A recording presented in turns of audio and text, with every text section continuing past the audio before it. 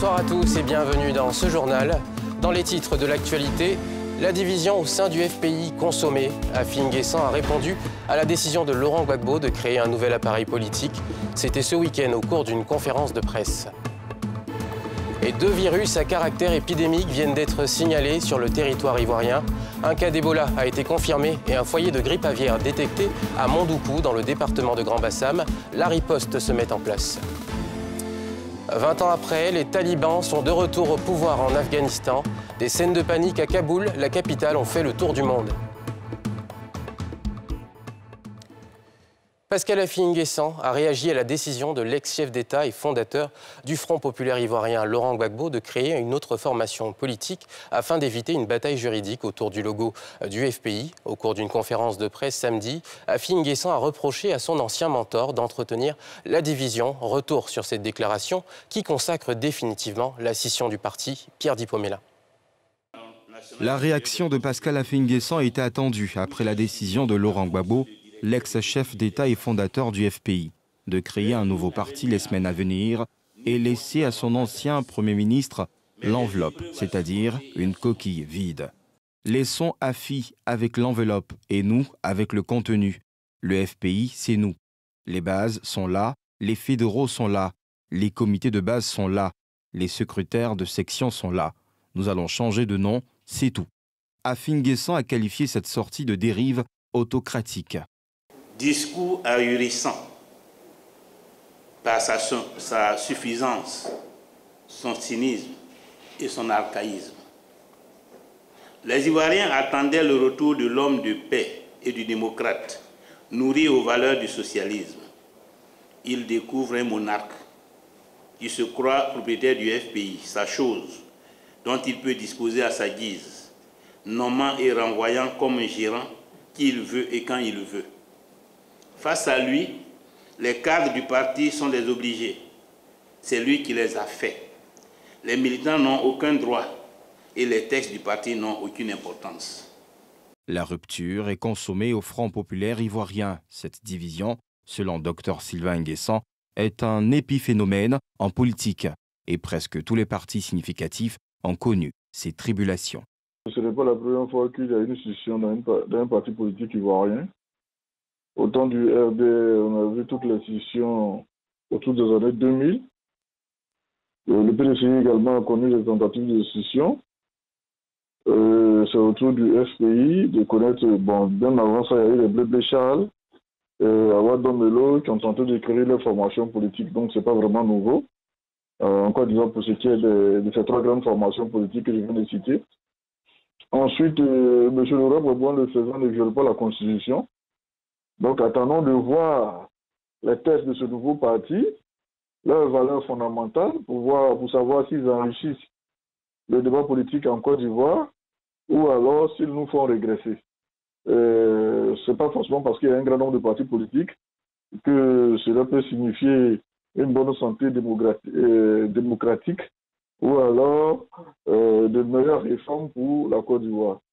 Le FPI, créé par Laurent Gbagbo dans la clandestinité en 1982, est divisé depuis 2015 avec, d'un côté, un FPI légal, reconnu par la justice ivoirienne, dirigé par Pascal Afi N'Guessan, et de l'autre, une dissidence plus radicale appelée GOR, c'est-à-dire Gbagbo ou rien. L'annonce de la création d'un nouveau parti politique vient mettre un terme à une confusion qui a fini par affaiblir le FPI. Les autorités sanitaires ivoiriennes ont été informées samedi 14 août par l'Institut Pasteur d'un cas positif de maladie à virus Ebola. Mais ce n'est pas tout. Un foyer de grippe aviaire a également été détecté à Mondoukou, dans le département de Grand-Bassam. Concernant le virus Ebola, il s'agit du premier cas sur le sol ivoirien depuis une trentaine d'années. Le patient est une fille de 18 ans, de nationalité guinéenne, arrivée en Côte d'Ivoire par voie terrestre. En Côte d'Ivoire, la riposte se met en place pour éviter une contamination à grande échelle, désinfection des urgences du CHU de Cocody, isolement des cas contacts, les vaccinations pour les populations cibles et le personnel de première ligne sont en cours. C'est un reportage de Thiémé Dandier et de Karine Kassi. Urgence du CHU d'Abidjan-Cocody. Les équipes mobilisées dans le cadre de la riposte à la maladie à virus Ebola, dont le premier cas positif dans le pays a été enregistré ici 48 heures avant, se mettent en place. À bord des véhicules, la logistique de désinfection des salles de soins où la malade, une jeune fille de 18 ans en provenance de Guinée-Conakry, a été prise en charge.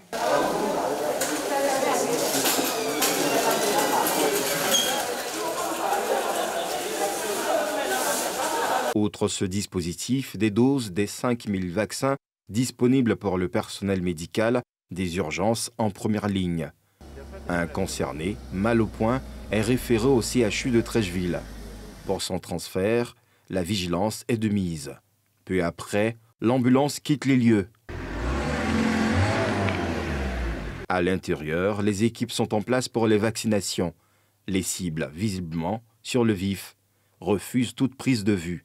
Dehors, c'est également l'inquiétude. Je suis au 8e moment, à mon réveil, on m'a appris qu'il y a Ebola au CHU ici.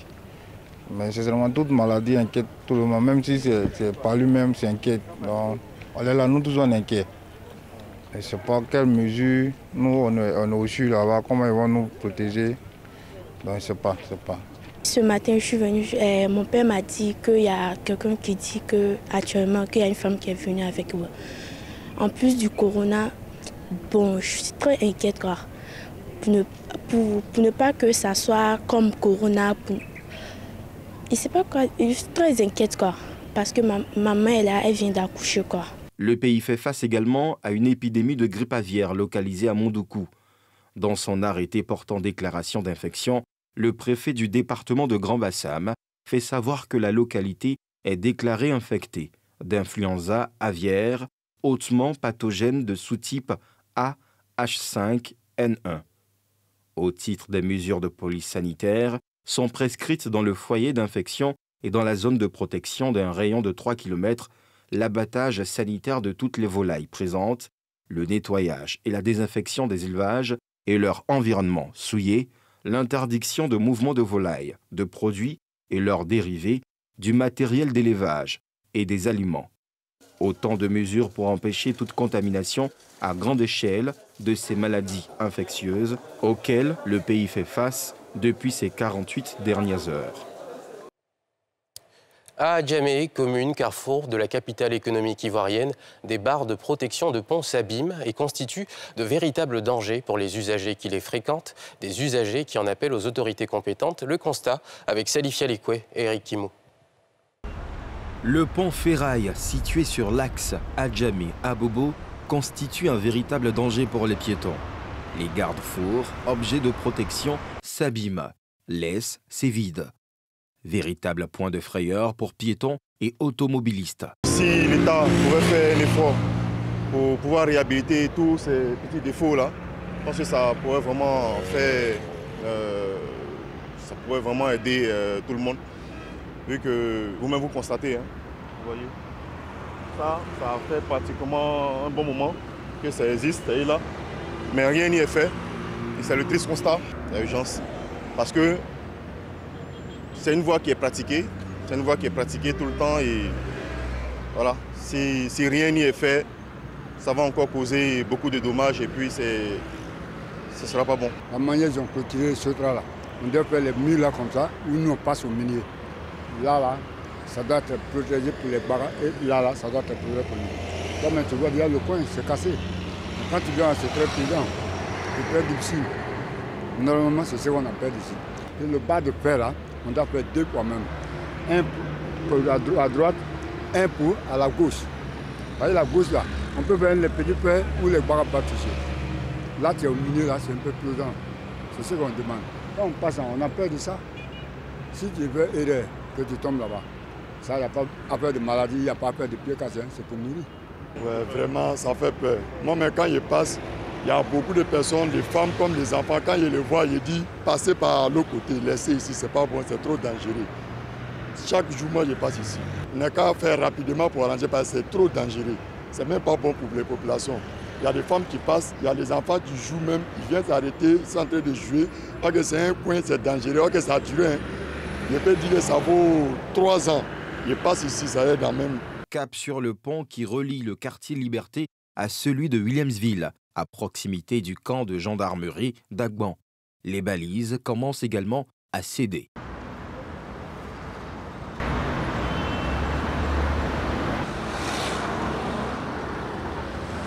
Les usagers appellent à l'intervention des autorités en charge de l'équipement routier pour éviter d'éventuels drames, comme ce Gbaka qui garde espoir. Ces ponts attendent leur réhabilitation.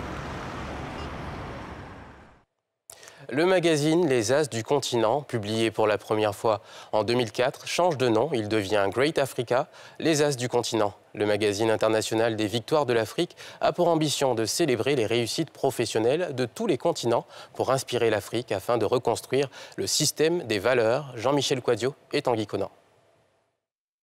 Great Africa, Les As du continent. Le magazine international des victoires de l'Afrique a pour ambition de célébrer les réussites professionnelles de tous les continents pour inspirer l'Afrique afin de reconstruire le système des valeurs. Le directeur de publication y consacre une édition spéciale au président de la République. Parler des As du continent, c'est aussi parler de la Grande Afrique. Pour cette migration de As à Great Africa, nous avons donc voulu faire cette édition spéciale sur le président Alassane Ouattara. Nous considérons qu'Alassane Ouattara est une prestigieuse école. Le président de l'Union des journalistes de Côte d'Ivoire a félicité l'auteur pour ce joyau. Pour lui, c'est un magazine avec des articles bien écrits qui permettra aux lecteurs de se découvrir et de s'inspirer de plusieurs talents africains. C'est un magazine de qualité, avec des articles intéressants, enrichissants et qui permettront à ceux qui vont le lire de pouvoir bénéficier de beaucoup de connaissances. José Touré, manager et promoteur de spectacles, venu des États-Unis pour soutenir son filleul, se dit fier des prouesses qu'il a accomplies jusqu'ici. C'est un plaisir pour moi d'apprendre que mon fils est en train de faire naître un nouveau bébé. Monsieur Goré Bioué, représentant le ministre de la Communication, des Médias et de la Francophonie, a tenu à féliciter de façon particulière le directeur de publication de Great Africa pour sa détermination. Cette deuxième édition du magazine Great Africa, Les As du continent, marque votre détermination. L'auteur et directeur de publication de Great Africa, Les As du continent, est nominé dans la catégorie meilleur journaliste éditorialiste télé en Côte d'Ivoire. Cette nomination s'inscrit dans le cadre du prix africain de développement organisé par la structure de communication Fondation 225, qui recense les meilleurs travailleurs africains qui se distinguent dans leur domaine d'activité. Il est attendu du 24 au 27 septembre à Kigali, au Rwanda. Clap de fin pour le festival Coming to Côte d'Ivoire. Ce festival qui a ambitionné pendant 3 jours de vanter les atouts touristiques et culturels de la Côte d'Ivoire et d'y attirer des investisseurs. Une quarantaine d'artistes de renommée internationale ont enflammé la scène du festival. Brice Niawa et Mathurin Badé.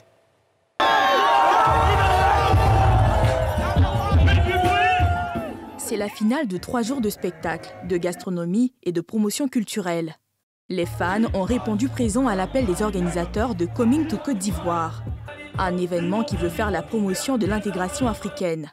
Dans les loges, des artistes qui se préparent au show. On est là pour le show, on va faire la fête.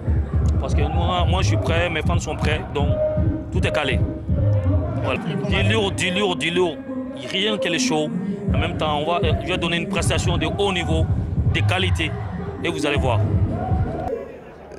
C'est un plaisir d'être là, avant tout. J'ai connu tellement d'endroits que je n'avais pas connus et que ça m'a rapporté beaucoup de choses. J'ai appris beaucoup de choses aussi. Et je pense que si c'était ça l'esprit, c'est réussi. On est bien, on est tranquille, comme d'habitude. Avec Wally, c'est toujours du lourd. Plusieurs artistes internationaux se succèdent sur la scène.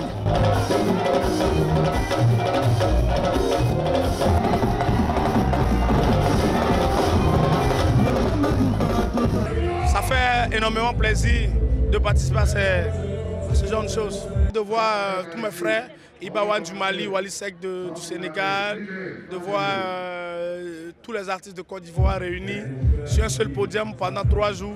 C'est vraiment formidable, c'est agréable. Et en plus de cela, vraiment, je suis très contente d'être ici. Très satisfaite parce que ça fait un bien fou. L'endroit est très bien choisi, c'est spacieux, tout le monde peut s'amuser comme il veut. La sécurité est bien. Et franchement, rien à dire. Moi, tout est parfait, il n'y a pas de souci. Moi, je trouve que de la même manière que le Maroc a son Mawazine, un festival qui regroupe plusieurs artistes pour vendre la culture marocaine, c'est de cette même manière que Coming to Côte d'Ivoire représente un peu le Mawazine de la Côte d'Ivoire. Donc je l'ai déjà dit, c'est une initiative à féliciter. J'ai aimé, franchement, avec Tek et tout. Je ne pensais même pas le voir un jour, en fait. Donc franchement, j'ai aimé de ouf. Pour les organisateurs, Coming to Côte d'Ivoire a tenu toutes ses promesses. Le truc, c'est qu'avant même qu'on ait eu cette idée, les gens venaient déjà s'amuser ici. Ils venaient déjà manger ici. Donc nous sommes juste là pour pousser un peu plus avec notre influence, l'influence aussi des artistes qu'on a envoyés pour montrer aux autres qu'on a des richesses ici. Pas besoin d'aller ailleurs, venez chez nous, venez investir, venez en vacances, tout simplement. Il y a beaucoup de choses à faire ici. Vous voyez comme moi que le festival est rempli, les gens sont contents, les artistes sont contents, c'est le plus important. On est heureux d'arriver à la fin. Vous voyez, j'ai pas de voix, ça a été fatigant, mais c'était un très beau moment, de belles émotions. On remercie aussi NCI, tu vois, qui nous a accompagnés, Gueule Nostalgie, sur cette activité. Mais vous avez vu que ça n'a pas été évident, mais on est très heureux. Il y a du monde, les gens sont contents, on n'a pas de blessés, on n'a pas de problème. Tout se passe très bien, le son est magnifique, les gens sont dans la joie, c'est ce qu'on voulait. Et ça ne s'arrête pas là. Les gens ont fait le tour de la Côte d'Ivoire, tous les artistes que nous avons invités, ainsi que nos artistes aussi, qui font partie de notre patrimoine, à travers la Côte d'Ivoire pour montrer ce qu'il y a de beau dans la Côte d'Ivoire. Dire qu'il faut venir en Côte d'Ivoire. Les retombées de ce festival serviront pour plusieurs actions sociales, notamment la construction d'une école, selon les organisateurs. Cet événement est une vitrine pour la Côte d'Ivoire qui recevra la 41e journée mondiale du tourisme en septembre prochain.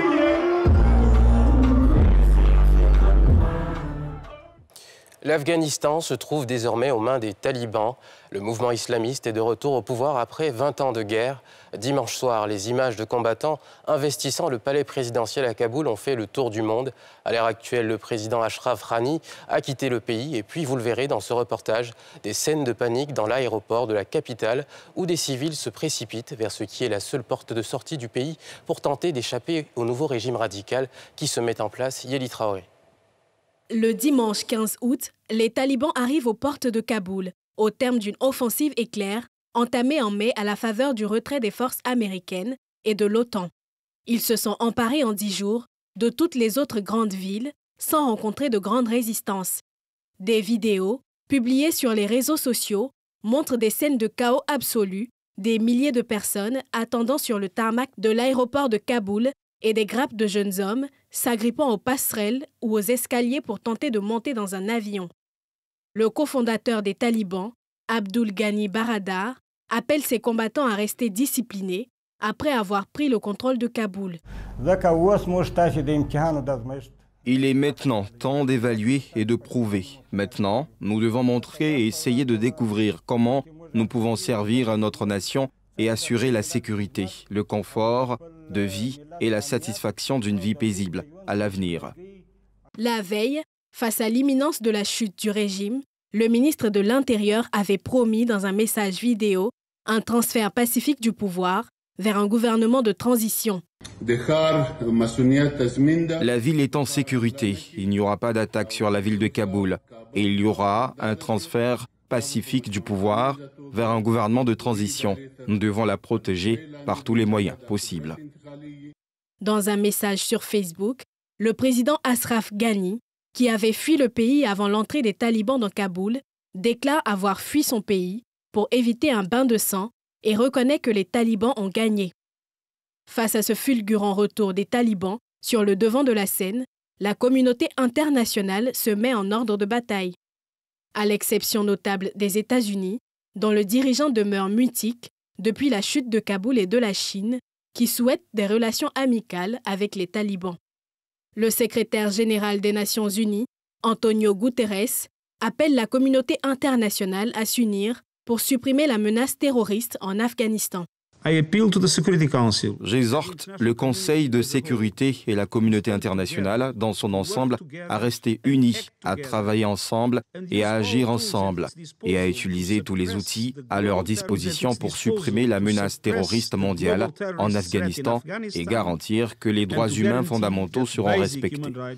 Pendant ce temps, l'évacuation de diplomates, d'étrangers et d'Afghans ayant travaillé pour eux s'organisait lundi dans l'urgence et dans des conditions très difficiles à Kaboul. L'armée américaine a sécurisé lundi l'aéroport de la capitale afghane où a été regroupé le personnel de l'ambassade des États-Unis dans l'attente d'être évacué. Mais les vols commerciaux ont été annulés, laissant des milliers d'Afghans dans le désarroi. C'est dans ce chaos que 2 personnes armées ont été abattues par les forces américaines. Depuis dimanche soir, les critiques à l'endroit des États-Unis enflent, y compris dans le camp occidental, après la prise du pouvoir par les talibans qui scellent l'échec de 20 ans d'engagement militaire de l'Alliance atlantique dans ce pays. Après le tremblement de terre meurtrier de 2010 qui a fait sombrer le pays, Haïti a encore été touché ce samedi. Le puissant séisme de magnitude 7,2 sur l'échelle de Richter a fait près de 1300 morts et 5700 blessés, laissant des milliers de personnes sans abri dans le sud-ouest du pays ou à la recherche de proches disparus ou bloqués sous les décombres. Tout en subissant des répliques du tremblement de terre, les habitants et les secours se sont affairés dimanche avec des moyens limités pour retrouver des survivants. Yéli Traoré. Le séisme a frappé le sud-ouest d'Haïti samedi à 12h29 GMT. Un décompte des services de la protection civile haïtienne fait état d'un bilan de 1300 morts et de plus de 5700 blessés. Près de 30 000 maisons ont été détruites ou endommagées. Nombre d'engins lourds, camions et tractopelles ont été déplacés, des dalles de béton, des bâtiments effondrés dans la ville de Caille, près de l'épicentre du séisme, à quelques 160 km de la capitale haïtienne, Port-au-Prince. L'hôpital de la ville est submergé par les victimes, tandis que les bénévoles cherchent désespérément des survivants dans les décombres. Il y avait une accumulation de personnes. Hier, c'était vraiment dur et on n'avait pas de personnel. Il y avait une accumulation de personnes. Hier, c'était vraiment dur et on n'avait pas assez de personnel. On avait les personnes qui travaillent à l'hôpital, mais on n'avait pas de personnes, bien qu'on les a retenues jusqu'à 6 heures. Mais on a bien géré la situation. On a fait de même aujourd'hui pour bien gérer la situation pour la population. Les efforts des secours pour aider les victimes pourraient cependant être entravés à l'approche de la dépression tropicale Grace, avec un risque de pluie torrentielle et d'inondations rapides, selon le Service national météorologique des États-Unis. Elle est attendue dans la nuit de lundi à mardi et le pays a été placé en vigilance renforcée. De nombreux pays, notamment les États-Unis, la République dominicaine, le Mexique ou encore l'Équateur, ont offert leur assistance avec l'envoi de personnel, de rations d'urgence et d'équipements médicaux. L'armée américaine a annoncé lundi la constitution d'une mission militaire conjointe avec le déploiement déjà effectué d'une équipe chargée d'évaluer la situation dans les zones affectées grâce à des moyens aériens d'observation. 4 hélicoptères ont également été mobilisés pour du transport. Le Premier ministre Ariel Henry a décrété l'état d'urgence pour 1 mois dans les 4 départements affectés par la catastrophe. C'est la fin de ce journal, merci de l'avoir suivi. Bonne suite de programmes sur NCI. Et vous l'avez entendu, il faut continuer de respecter les mesures d'hygiène et de prévention. Bonne fin de soirée.